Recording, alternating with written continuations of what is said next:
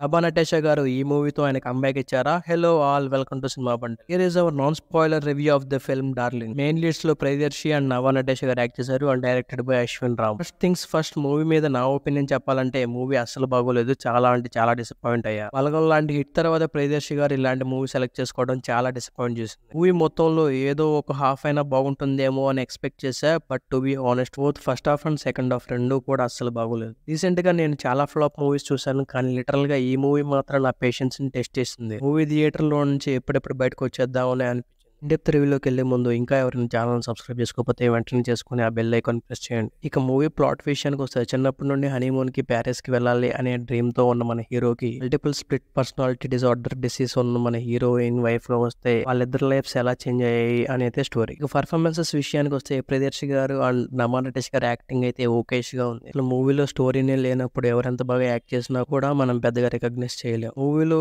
ఒక 2 small cameos కూడా ఉన్నాయి, బట్ అవి కూడా పెద్దగా ఇంపాక్ట్ ఏమి ఇవ్వవు.